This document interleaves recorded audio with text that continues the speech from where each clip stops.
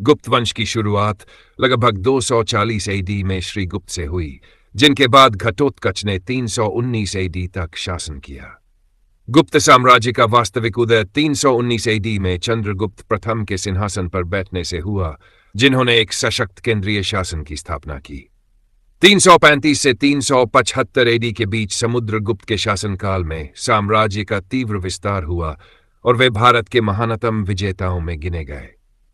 उनके उत्तराधिकारी चंद्रगुप्त द्वितीय विक्रमादित्य ने 375 से 415 एडी तक शासन किया और उनके समय में गुप्त साम्राज्य अपने स्वर्ण युग पर पहुंचा, जब कला, व्यापार और प्रशासन में अद्भुत उन्नति हुई।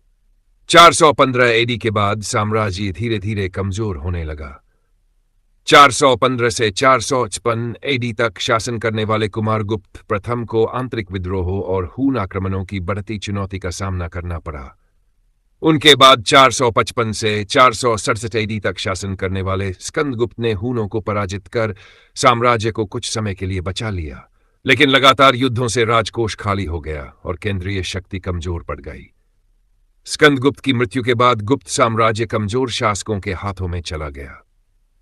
467 से 473 एडी तक पुरुगुप्त, 473 से 476 एडी तक कुमारगुप्त द्वितीय, 476 से 495 एडी तक बुधगुप्त, 495 से 530 एडी तक नरसिंहगुप्त बालादित्य और अंत में 530 से 550 एडी तक विष्णुगुप्त ने शासन किया।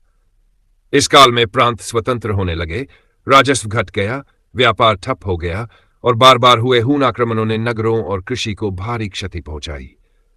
अंत 550 एडी तक गुप्त साम्राज्य पूरी तरह विघटित हो गया, जिससे प्राचीन भारत के स्वर्ण युग का अंत हुआ और क्षेत्रीय राज्यों के युग की शुरुआत हुई।